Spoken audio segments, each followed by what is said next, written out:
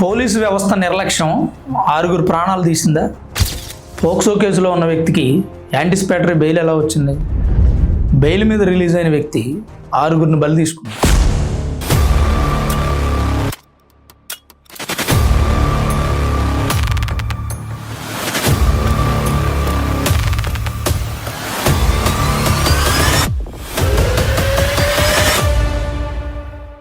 Friends, ఈ news మీరు వినే ఉంటారు.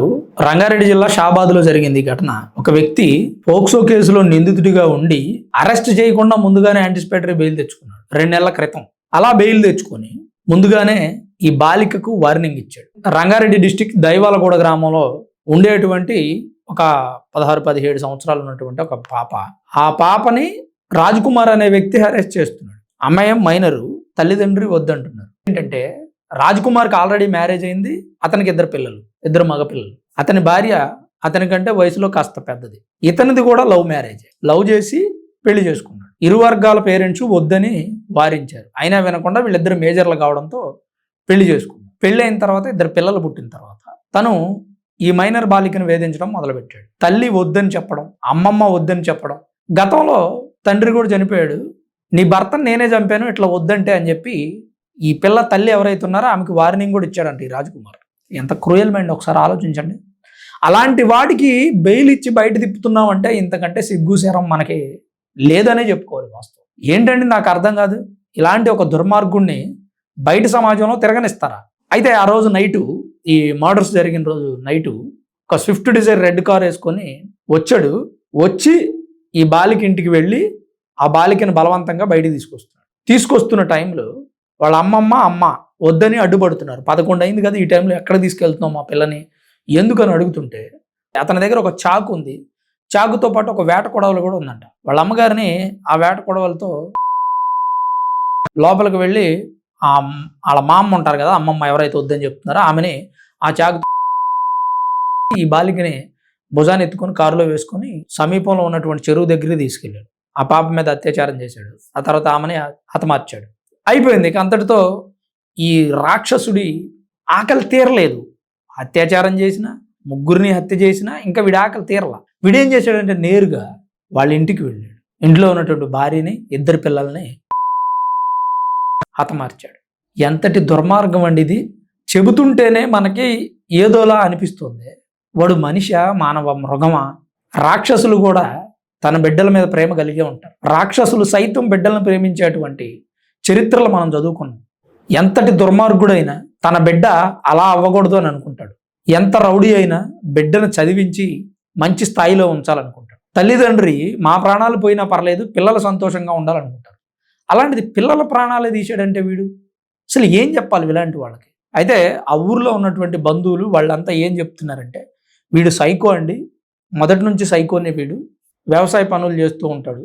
పైగా ఇది కాకుండా ఇంకా 2-3 అమ్మాయిలను కూడా వీడు వేధిస్తూ ఉంటాడు. ఆ సందర్భంలో ఈ పాపను కూడా వేధించడం మొదలుపెట్టాడు. కొంతమంది అనేది ఏంటంటే ఈ మైనర్ బాలికకి ఇతనికి ఏదో రిలేషన్ ఉంది అన్నట్టుగా మాట్లాడుతున్నారు. రిలేషన్ ఉంటే ఆ పాపను చంపాల్సిన అవసరం లేదు. అదొకటి. రిలేషన్ ఉంటే ఆ పాప ఎప్పుడో అతనితో వెళ్ళిపోయేది. అది కూడా బంధువులు చెప్తున్నారు. రిలేషన్ లేదండి, వాడు వేధిస్తున్నాడు. పైగా ఒకరోజు స్కూల్కి వెళ్తే స్కూల్లో కూడా వాళ్ళ అమ్మగారు స్కూల్లో దింపడానికి వస్తే తను ఆ బాలికతో మాట్లాడాలని అసభ్యంగా ప్రవర్తించాడు. ఎదురొస్తే నిన్ను కూడా చంపేస్తానని తల్లికి వార్నింగ్ ఇచ్చాడంట.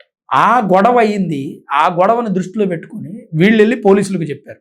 ఇలా రాజకుమార్ అనే వ్యక్తి మమ్మల్ని వేధిస్తున్నాడు అని, చంపేస్తాను బెదిరిస్తున్నాడు, నా భర్తను చంపేశాను అంటున్నాడు, నన్ను కూడా చంపేస్తా అంటున్నాడు అని పోలీసుల దగ్గరికి వెళితే పోలీసులు అతని మీద కేసు నమోదు చేసి పోక్సో యాక్ట్ పెడదాం, కాస్త బలంగా ఉంటుంది, వాడు ఈసారి నుంచి రిపీట్ చేయకుండా ఉంటాడని అతని మీద పోక్సో యాక్ట్ పెట్టారు. పోక్సో యాక్ట్ పెట్టి అరెస్ట్ చేయకముందే అసలు యాంటిసిపేటరీ బెయిల్ తెచ్చుకున్నాడు. బెయిల్ మీద బయటకు వచ్చి ఇంతటి అఘాయిత్యానికి పాల్పడ్డాడు. ఇప్పుడు అతనికి బెయిల్ ఇచ్చిన వ్యవస్థది తప్ప, ఇంతమందిని హత్య చేసిన వాడిది తప్ప, ఇంకా పట్టుకోలేనటువంటి వ్యవస్థనే మళ్ళీ అందామా?